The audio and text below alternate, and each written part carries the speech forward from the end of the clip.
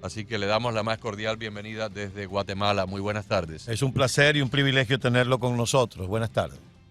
Buenas tardes, también para mí es un gran gusto estar con ustedes esta tarde hablando sobre un tema que es tan importante, pero que ha sido explicado muy mal a todas las personas. O sea, nos han dado solo una parte de la visión y no nos han dicho las interioridades. Y tal vez lo más importante es que esto tiene que explicarse en un lenguaje fácil y sencillo para que cualquier persona lo entienda. A veces lo que encontramos son cosas sumamente elevadas y eso hace que la gente no quiera leerlos porque dice esto no, yo no lo voy a entender. Pero al final no es tan difícil, es relativamente fácil. Es con la física y la química normales que hemos estudiado en el bachillerato que lo podemos entender. Así que aquí estoy a sus órdenes para todo lo que ustedes quisieran conversar conmigo hoy. Ingeniero, imaginemos por un momento que no hubiera habido jamás revolución industrial, que nunca hubiéramos desarrollado el motor de combustión interna, no tuviéramos plantas eléctricas, no tendríamos en este momento fábricas para la producción de nada. Tendríamos una sociedad como la que existía en el medioevo. Las personas se movían en vehículos tirados por bestias, por asnos, por caballos o bueyes. Todavía así estaríamos ante un fenómeno de cambio climático inducido por factores geológicos de la Tierra y factores extraterrestres como las llamaradas solares. Fíjese que la cosa sería un poquito más seria. Y les voy a decir por qué. Eso es algo que tampoco se dice. Ustedes pueden fácilmente entrar a internet y ver cuál es el mínimo de partes por millón que todo el sistema vegetal del planeta necesita para sobrevivir. Durante los últimos más de 60 y pico millones de años, el planeta ha venido absorbiendo todo el CO2 que había en la atmósfera. De hecho, hace 60 y pico millones de años había entre 6.000 y 7.000 partes por millón. Y eso, el planeta ni se calentó, ni se quemó, ni se terminó. Todo lo contrario, era ultra exuberante. En esa época, pues, paseaban por la Tierra unos animalitos casi de 60, 70 toneladas que comían casi 10 toneladas diarias. Y el planeta soportaba esa con capacidad que estos pudieran andar acá. Pero por algunas razones, que es un poquito complicado, el mar ha venido absorbiendo ese CO2 y lo llevó hasta lo que dicen, lo que le han contado, que en 1850 estábamos en 200 partes por millón y que ahorita en los últimos 100 años por la quema de combustibles fósiles hemos llegado a 400, 440 y han pegado el grito en el cielo.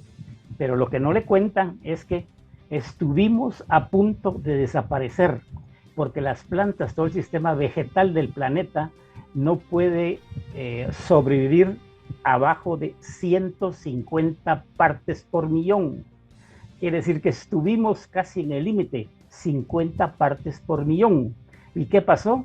Que sin que el ser humano se lo propusiera, ni siquiera sabía lo que estaba haciendo, comenzamos a quemar los combustibles fósiles y le devolvimos 200 partes por millón en los últimos 100 años. Y en pocas palabras, salvamos al planeta. Oigan bien, salvamos al planeta. No porque hayamos querido ni nos hayamos propuesto, sino que fue una casualidad. Se produjo un equilibrio, doctor.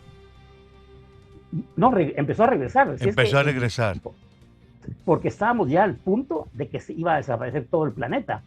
Pero lo más interesante de todo esto es que esto el ser humano no lo sabía. De repente sucedió lo que sucedió. Pero también está la pregunta, ¿por qué no se hacen esta? ¿Quién fue el genio que dijo que la composición atmosférica de 1850 es la ideal del planeta? Si hemos tenido más de 500 millones de años de soportar vida y nunca fue la composición atmosférica de 1850. Entonces son las cosas que no están bien claras, ¿verdad? En su trabajo anteriormente de hacer la comunicación o establecer el contacto por videoconferencia, Carlos y yo estábamos leyendo algunas de las páginas del folleto, muy interesante, y usted habla, por ejemplo, de que en la época en que los vikingos eran navegantes en los mares del norte del Atlántico, llegaron hasta Groenlandia y había un ciclo de temperaturas que les permitió cultivar vegetales en Groenlandia, un sitio que para todos nosotros cuando fuimos a la escuela, pues era un lugar de nieves perpetuas. Por el otro lado, también ha habido una etapa de glaciación moderna en Europa, donde en lugares como Sicilia, al sur de Italia, pues nevaba, algo que jamás ocurre. O sea, son ciclos naturales del propio planeta que no tienen nada que ver con el hombre. Sí, en alguna parte del folleto ustedes habrán leído sobre los ciclos de Milankovic. Milankovic fue un científico serbio que desde 1920 estaba estudiando el porqué de las glaciaciones, a qué se debía esto. Esa parte es de lo más interesante porque él demuestra, bueno, él lo estudió en ese momento, ahora ya está demostrado, ya su teoría es cada vez más aceptada, de que la órbita de la Tierra alrededor del Sol no es un círculo perfecto, sino que es una elipse. Si nos imaginamos una elipse, tendrá partes más distantes del Sol y partes más cercanas al Sol. Además, la Tierra no está perpendicular a su órbita, sino que está en un ángulo que fluctúa como 2 o 3 grados. Entonces está como inclinada y eso es la causa de las estaciones del planeta. Y por último, si ustedes si imaginan un trompo de aquellos con los que jugábamos de niños, cuando ya se iba a parar el trompo hacía como un bamboleo. La Tierra también tiene ese bamboleo. Si juntamos todo esto y lo ponemos en las partes más lejanas de la Tierra, casi 5.000 kilómetros de diferencia entre una y otra, y con el ángulo hacia afuera, digamos, es cuando se empiezan a producir las glaciaciones, porque estamos muy lejos del Sol. Y si es al revés, pues habrá calentamiento. Pero esto también en el folleto está bien claro que es cíclico. En esa parte que ustedes hablaban de los 1500 años que unos científicos daneses encontraron al perforar los glaciares con la tecnología de pozos petroleros, sacaron unos conos de hielo. Esos conos de hielo tienen no 100 metros, sino tienen más o menos, son como 5 kilómetros de longitud. Y ahí está escrita toda la historia geológica de la Tierra con sus temperaturas. Y lo que se ha podido hacer es que como en cada etapa de la Tierra quedaron burbujas atrapadas dentro de esos conos de hielo, con aparatos especiales pueden hacer un análisis de la atmósfera de esa época, de hace 500.000 años o de cuando ustedes quieran, y pueden ver la relación de isótopos de oxígeno en cada una de esas gotas. ¿Qué es un isótopo? El isótopo del oxígeno, el normal es 16, es decir, que tiene 16 neutrones, pero también existe un oxígeno pesado que tiene 18 neutrones. Para que un isótopo de oxígeno se eleve, el de 18 se necesita más temperatura, y la relación es si hay 0.7% más de 18 que de lo normal, es 1 grado de temperatura. Entonces podemos tener la temperatura exacta de casi cualquier época de la Tierra. Y con eso sabemos que cuando Eric el Rojo viajó hacia Groenlandia, la temperatura era mucho más alta que la actual. Si no, él no hubiera visto verde y no hubiera puesto Greenland o Groenlandia. Exacto, tierra verde. Tierra verde. Tierra verde, un lugar que en nuestra época de vida pues ha sido tierra blanca porque ha estado cubierto de nieve. Sí. Le he dicho Whiteland, ¿verdad? Pero no, le puso Greenland. Hay muchos científicos por ahí que yo he oído cosas de lo más divertido que dicen él era un daltónico, era el mentiroso más grande de la humanidad, fue el primer mentiroso. Y él realmente lo vio blanco, pero él dijo para que gente viniera acá, he leído eso en cosas científicas, que para que la gente llegara a Groenlandia, dijo que era verde. Pero no es cierto, él lo vio blanco. Y la razón que se puede saber es porque él y sus descendientes se quedaron ahí más de 300 años porque pudieron quedarse ahí. Si no, no lo hubieran podido hacer. ¿Por qué usted cree, ingeniero, que este tema se ha dividido en dos bandos? El movimiento conservador tiene una idea completamente antagónica al movimiento liberal. El movimiento liberal, aquí en los Estados Unidos estamos viviendo una época ahora donde el propio gobierno del presidente Biden la emprende contra las estufas o cocinas de gas, contra los refrigerantes de los aires acondicionados. Pretenden eliminar los combustibles como el gas y la gasolina y el petróleo para dentro de 10 o 15 años y que todos los vehículos sean eléctricos. De hecho, hoy hay un titular en las noticias nacionales que dice varios expertos advirtieron que las medidas del gobierno del presidente Biden para restringir el uso de los combustibles sólidos pone en peligro la red eléctrica de los Estados Unidos. Y esto no solamente está ocurriendo aquí, también en España, en Alemania, en Italia, en todos los países europeos occidentales. Por un lado están los que creen que debemos eliminar todo combustible sólido o de lo contrario nos vamos a la hecatombe mundial. Y por el otro lado, los que dicen que eso es una temeraria exageración. Pero nadie presenta estos temas científicos como los está presentando usted. ¿Usted ha sido víctima de ese fusilamiento profesional de algunos? Mire, yo he oído toda esta conversación desde hace mucho tiempo. Es una locura. Pero le voy a decir ciertas cosas que nos pueden servir para que nosotros, los no científicos, podamos hacer un análisis y tomar las decisiones correctas. Ellos dicen que el CO2 es el causante del calentamiento global, pero nunca le han dicho cuánto CO2 hay en la atmósfera. No se lo explican nunca. Y todos los que hablan de los Green New Deal, por ejemplo, tampoco ponen una hipótesis. Discutir un tema científico sin presentar una hipótesis no tiene ningún sentido. Solo si usted presenta la hipótesis y se puede probar falsa o verdadero. Ellos nunca le van a presentar la hipótesis. Entonces, si regresamos a esto y miramos cuál es el porcentaje de CO2 en la atmósfera, y se los voy a poner así, creo que hay una parte en el folleto donde está bien explicado eso, y es que el 21% de la atmósfera es oxígeno, 79% es nitrógeno. Si usted suma esos dos, da 99% y queda un 1%. Y de ese 1%, 7% es argón.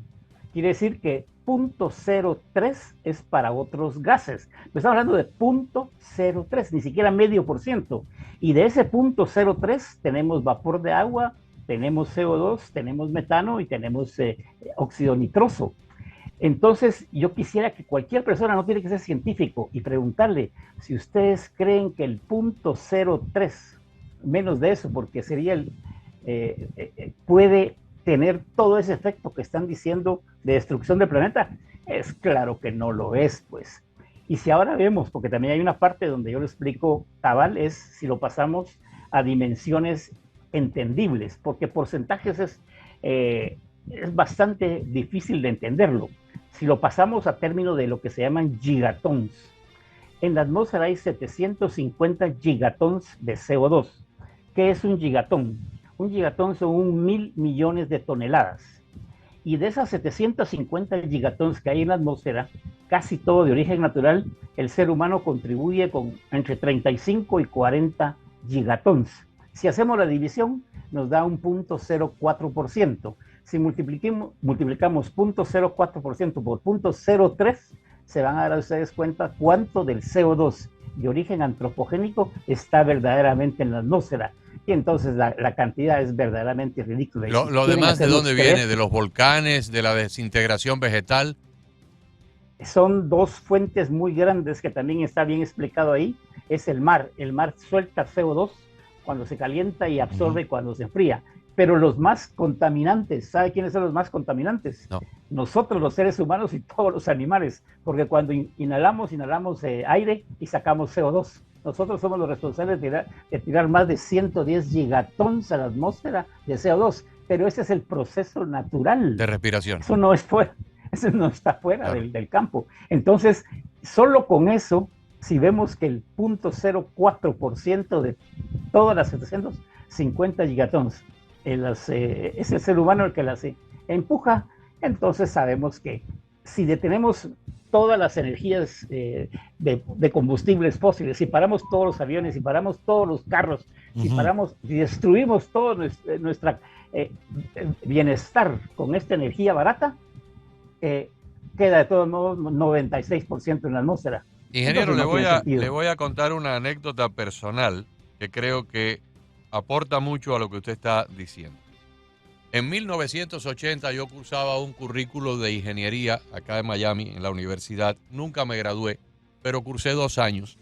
Y como parte de una asignatura electiva, nos daban la oportunidad de tomar algunas asignaturas electivas fuera del currículum. Yo tomé una clase de geología.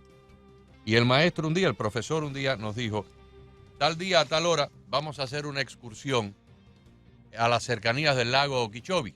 Si usted toma un mapa de la Florida, va a ver que el lago Okeechobee es un lago que está entre la ciudad de Miami y la ciudad de Orlando, en el medio del estado, más o menos a una misma distancia del Océano Atlántico y del Golfo de México. Es un lago bastante grande.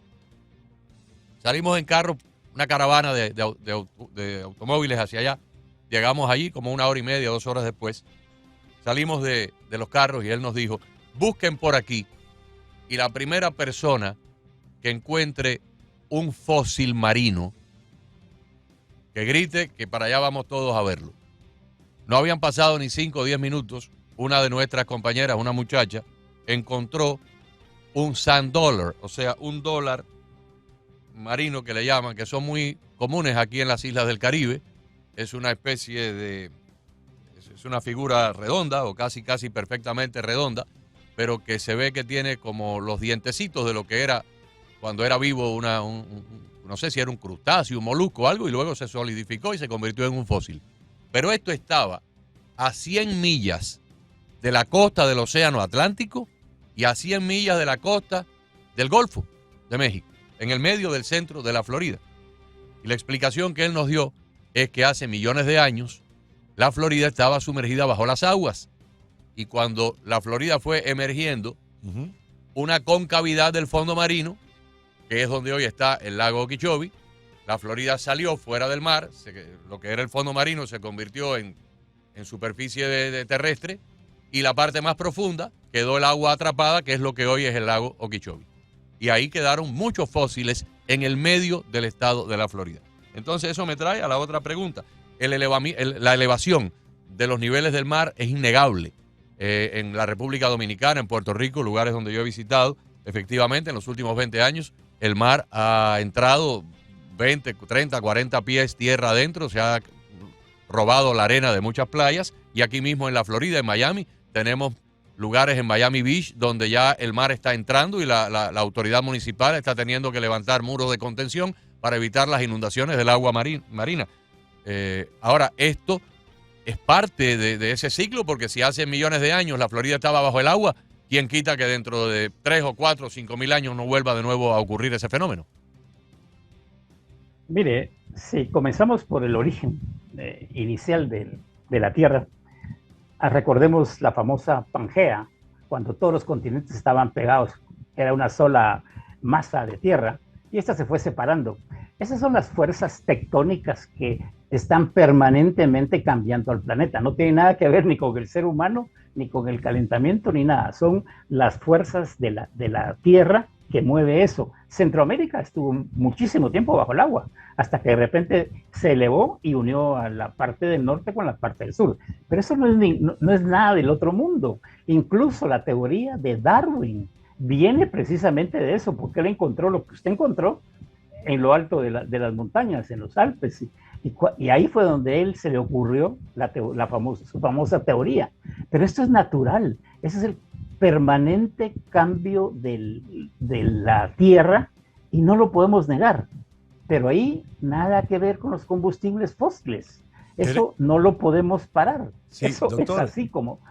Quiere decir que, como usted nos indicaba hace unos minutos, si tuviéramos la potestad de en muy poco tiempo evitar la combustión de combustibles fósiles y todo lo que se ha dicho que daña la capa de ozono, que produce el cambio climático, más bien tendríamos que estar en esa misma situación que usted relataba, porque no vamos a tener las condiciones ideales para el desarrollo.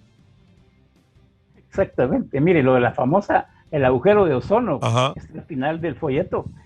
Eso es otra cosa absurda, porque no le dicen quién crea el ozono. Usted no lo ha oído, cómo se crea el ozono, ni cómo se autodestruye el ozono. Solo le dijeron que los CFCs son los culpables de la destrucción del ozono y que eso nos va a causar un cáncer. Pero miren qué bonito el sistema, porque ya hay que empezar a entenderlo, que así es como funcionan estas grandes instituciones, es primero nos meten el pánico y el miedo para que después hagamos lo que ellos quieren que hagamos. Pero el ozono y los CFCs es una imposibilidad física. La molécula de CFC pesa 4.6 veces más que el aire. Déjeme explicarle, doctor, a los amigos oyentes de lo que usted se está refiriendo en este momento. Son estos compuestos que venían en los aerosoles, en los sprays, en los aerosoles de los años 70, de los años 80, que se utilizaban para el cabello, para laca para el cabello, desodorantes en aerosol, pinturas en aerosol que fueron luego prohibidas en muchos países. Adelante. Más importante que eso es el fluido que sirve para todas las refrigeradoras del mundo, sí, para todos los aires acondicionados de todos los autos del mundo y para todos los aires fríos, digamos, de estos cuartos de todas las farmacéuticas y las empresas de comida. Esa era la gran cantidad de instalaciones que usaban el CFC. ¿Y qué dijeron ellos? Que ellos eran los causantes porque todo ese CFC se iba a la atmósfera, de ahí se iba a la Antártida, y cuando el sol disociaba, liberaba un átomo de cloro, que era el causante de la destrucción del ozono. Pero eso no puede ser, porque la molécula del CFC, primero que todo, están en circuitos cerrados. En su refrigeradora, eso nunca iba a salir a la atmósfera. En su automóvil tampoco iba a salir a la atmósfera, ni en los cuartos fríos de las empresas farmacéuticas ni de comida iban a salir a la atmósfera. Quiere decir que el CFC nunca iba a estar afuera, pero tampoco una molécula que pesa 4.6 veces más que el oxígeno se va a elevar. Entonces, tiene demasiados errores, pero nos metieron la idea de que sí. Y ahí es donde yo digo, ¿cómo es posible que tantos gobiernos del mundo en 1997 votaran para eliminar los CFCs, que era uno de los productos más útiles y mejor diseñados por el ser humano? Solo por una razón: se vencía la patente de la DuPont. O sea, los intereses comerciales.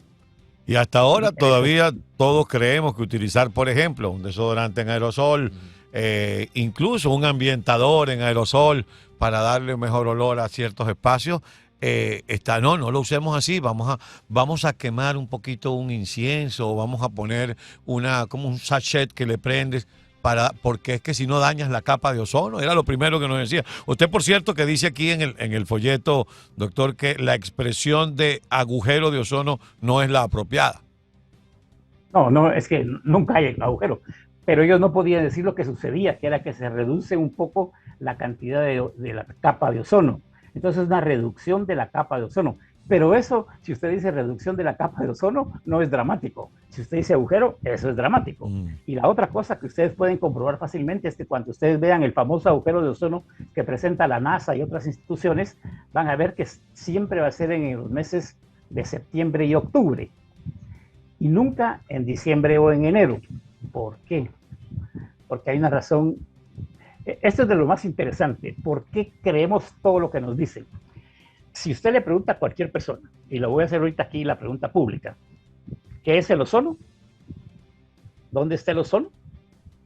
¿Cómo se forma el ozono? ¿Cómo se destruye el ozono? Nadie puede contestar esas preguntas. Y sin embargo, sí creen a pies juntillas que el ser humano con el ozono está destruyendo el ozono. Entonces, comencemos por cómo se crea el ozono. Es el sol el que crea el ozono. Y la falta de sol hace que el ozono se autodestruya. Quiere decir que en la mañana, todos los días, hay menos ozono que a mediodía. Ya a mediodía, cuando el sol está más fuerte, está creando ozono, y luego cuando se va yendo en la noche, se va autodestruyendo el solito. Ahora, ¿qué pasa en la Antártida? ¿Por qué todo tenía que ser en la Antártida? Porque en la Antártida, como ustedes bien saben, hay 6 meses de oscuridad y 6 meses de sol. Entonces, por eso le van a presentar siempre las fotos del adelgazamiento o el agujero de ozono, como ellos le dicen, en septiembre y octubre, que es cuando termina el invierno. Ya han pasado 6 meses sin luz, pero en enero, diciembre y enero ya no, porque ya el sol ya vino y volvió a regenerar el ozono. Nunca ha habido agujero de ozono, nunca va a haber agujero de ozono, y no existe el agujero de ozono. Doctor, uno de los hombres que más yo admiré en cierta época de mi vida fue Bill Gates. Fue el hombre que nos dio el sistema de procesamiento de datos que permitió la microcomputación a nivel de casa, a nivel de oficina. Pero este hombre, yo no sé si ha tenido algún cambio fisiológico en su mente. Yo lo he escuchado decir algunas de las cosas más absurdas y estúpidas que he escuchado en mi vida. Hace poco proponía desplegar en la atmósfera unas gigantescas lonas para bloquear la luz del sol y crear áreas de sombra. Eso por un lado. Yo no entiendo de dónde vamos a sacar la fibra y cómo vamos a hacer flotar una sombrilla del tamaño del estado de Texas en la atmósfera sin que nos caiga encima de la cabeza. Pero también lo he escuchado decir que hay que prohibir la carne, porque la carne se produce por las vacas y por los cerdos, y las vacas y los cerdos, al comer la comida que comen, producen en su sistema digestivo una serie de gases que cuando salen por el recto se convierten en metano, y el metano termina destruyendo la naturaleza. Sí, yo he oído eso, pero tal vez tendría, le recomiendo que lea un poco la historia de Bill Gates. Él no inventó los sistemas de computación. Él tomó un sistema DOS que ya existía y la IBM le dio la primicia de que usara en todas las minicomputadoras que se crearon por IBM. O sea que no es que él ha sido el genio que creó eso. Y si no, acuérdense el gran pleito que hubo siempre entre él y el creador de Apple. Steve Jobs. Dejando a un lado a Bill Gates, que no es la persona más correcta para esto, eso no es cierto, porque hay otra cosa que tampoco le dicen. A ustedes le dicen que el CO2 captura toda la radiación que rebota de la Tierra, pero no es cierto. La radiación que el CO2 captura, o que el metano captura, o que el óxido de nitrógeno captura, es solo un rango muy pequeño de todo el rango de la luz infrarroja. ¿Qué significa eso? Que esa pequeña, digamos, columna donde el CO2 captura la radiación infrarroja y que eleva como gas invernadero un poco la temperatura del planeta, está totalmente saturada. Y lo que no captura el CO2 lo termina de capturar el vapor de agua, que al final es el elemento de efecto invernadero más importante. 95% de toda la temperatura es capturada por el vapor de agua, no por el CO2 ni por el metano. Entonces, si todo lo que, digamos, el rango de radiación que captura el CO2 ya está saturado, aunque usted multiplique 5 o 10 veces más el CO2, ya el CO2 no captura más, ni el metano. O sea que son puras mentiras de que las vacas nos van a venir a calentar más el planeta, porque el metano todavía tiene un rango más chiquito de captura de CO2. Y eso está en alguna parte del folleto. Entonces, el elemento de efecto invernadero más importante es el vapor de agua. Si usted mira para arriba, usted no ve CO2, usted ve nubes, ve vapor de agua. Y eso es realmente lo importante. Y el vapor de agua, evidentemente, no pueden cobrar el agua, por eso no nos han dicho el nada. vapor de agua es por la evaporación del mar, por la evaporación de los lagos o por el ciclo natural de la condensación del agua y la evaporación. Fíjese que sí y no. O sea, es cierto que se evapora mucho de los ríos y de los lagos, pero la mayor cantidad de evaporación de vapor de agua viene de los bosques, como los bosques del Amazonas y como los bosques de Indonesia, en lo que se llama la bomba biótica. Eso es algo bastante nuevo que habrá salido hace unos 15 años. Un científico ruso descubrió eso y determinó que hay más evaporación de agua de los bosques del Amazonas, por ejemplo, que incluso de un área, de un lago o de un mar. Bueno, de hecho, si usted cubre con una vasija de cristal, de esas vasijas de cristal que a veces utilizamos para colocar una ensalada o un postre en la mesa, si usted pone una vasija de cristal invertida sobre una pequeña planta en una maceta, al día siguiente va a haber unas pequeñas microgotitas de agua adheridas al cristal por dentro. Sí, por eso le digo, es mucho más eso. Entonces, pero como no somos tan curiosos de investigar, entonces nos pueden decir cualquier mentira y la creemos, pero no es así. Si ustedes entran a lo que se llama la bomba biótica, que es una maravilla, es una belleza. Yo tengo un programa, una presentación que he dado en varias universidades, incluso internacionalmente, y mi charla se divide en 3 partes. La primera es el agujero de ozono, donde demuestro todo lo imposible que es que eso suceda. No existe agujero de ozono. La segunda parte es el calentamiento global, donde se demuestra que el CO2 de origen antropogénico no puede causar ese calentamiento. Y la tercera parte se llama la belleza del cambio climático. Y en la belleza del cambio climático expongo todos los sistemas que tiene el planeta para autoconservarse. Y también eso de que los mares se están elevando.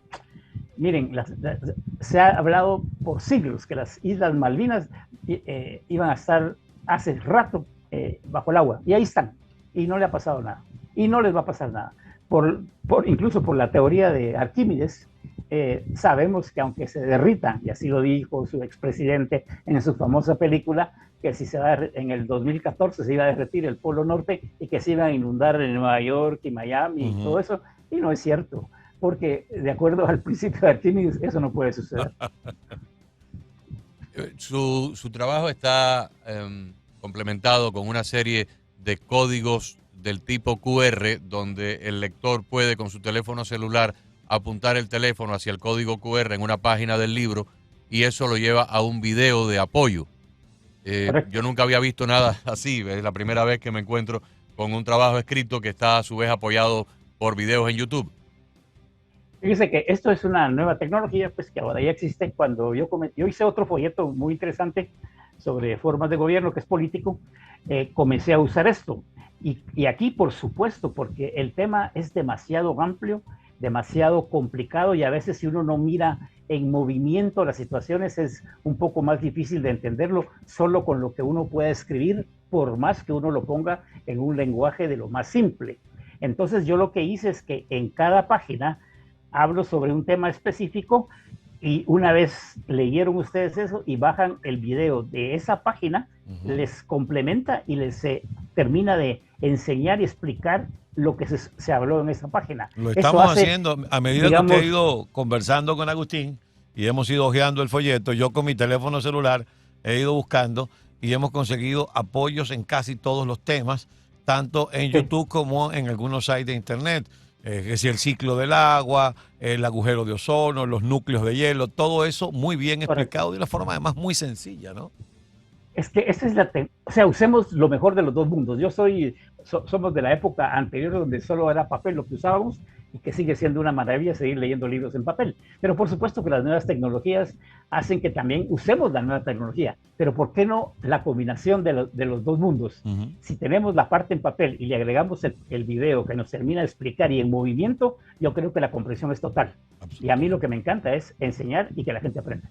¿En qué momento de su vida, ingeniero, sintió la necesidad de explicar esto, explicar las verdades?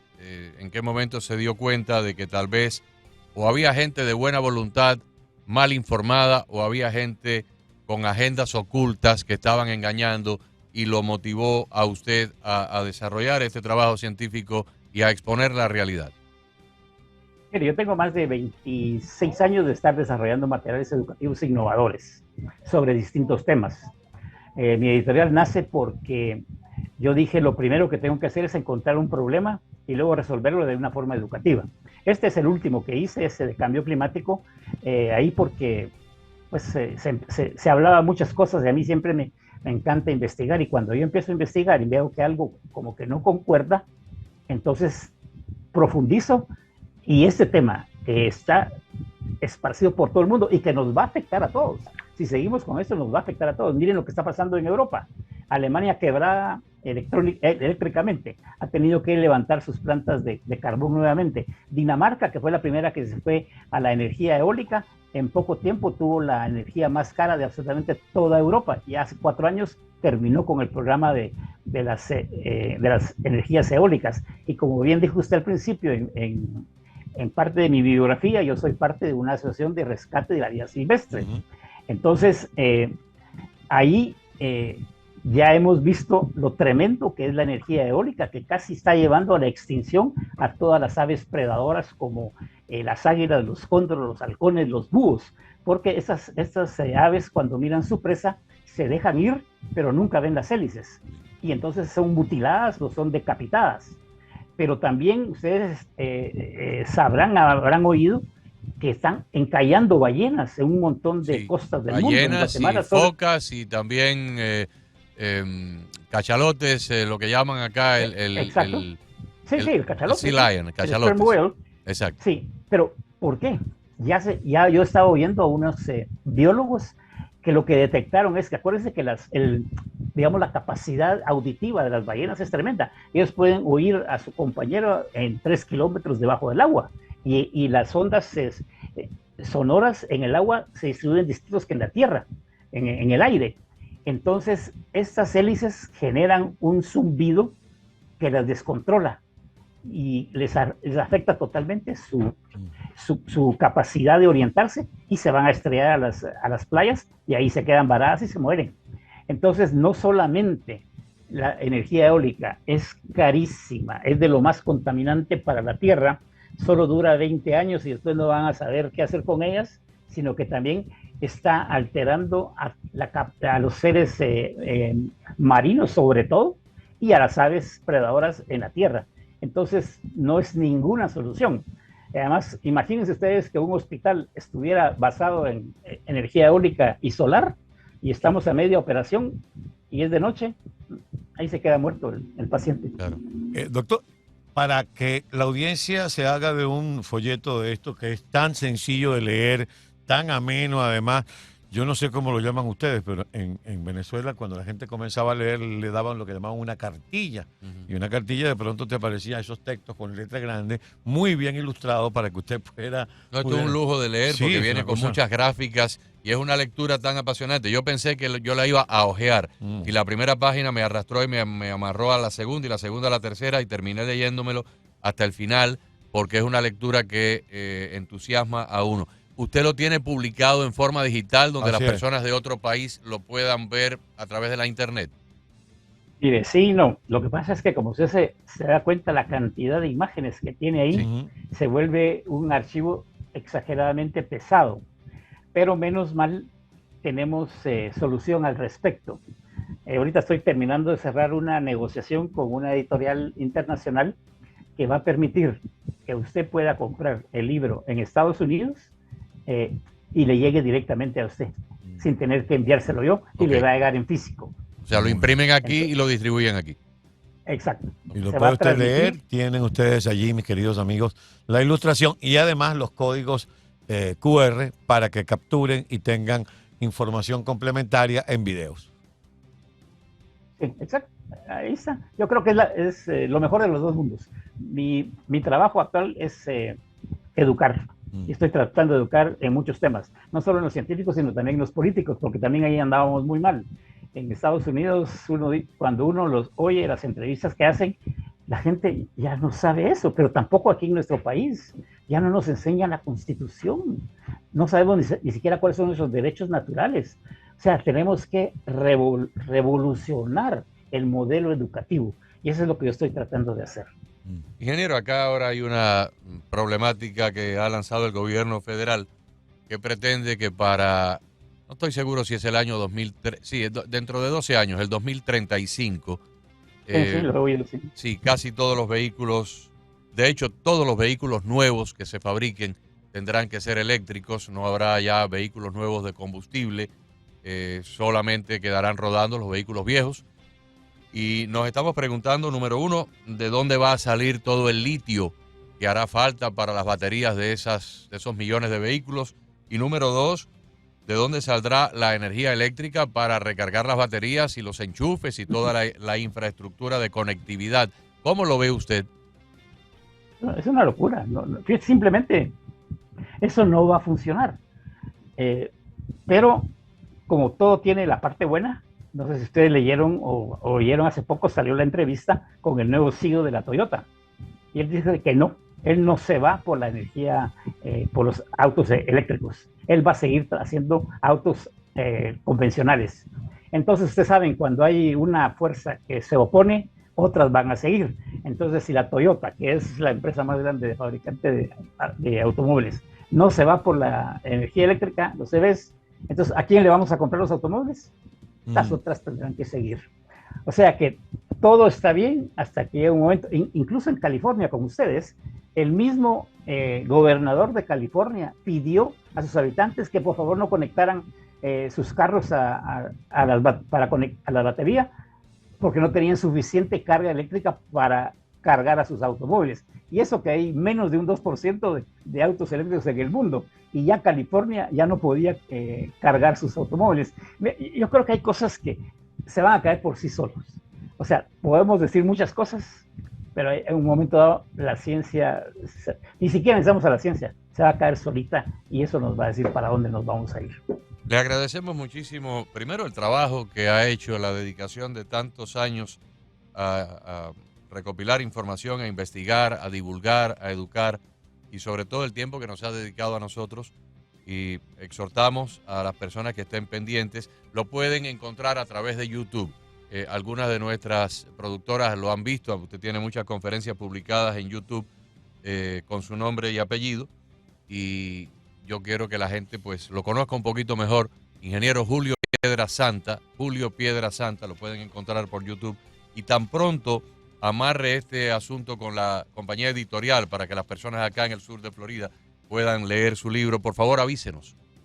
Sí, avisa correcto, directamente, Guillermo. avisa a través del amigo común Alberto de Aragón y Correcto, damos la sí. información al auditorio. Exacto, y les agradezco muchísimo la oportunidad que me dieron de poder dar esta información a todas las personas que hayan estado presentes hoy en este programa, porque creo que tenemos que también decir la otra cara de la moneda. No solo nos quedemos con una, pero como siempre les he dicho, siempre que sea un tema científico, busquen la hipótesis. Claro que sí. Si no, Muchísimas no hay gracias, discusión doctor. científica. Feliz fin de semana. Adiós, nos vemos, muchas gracias.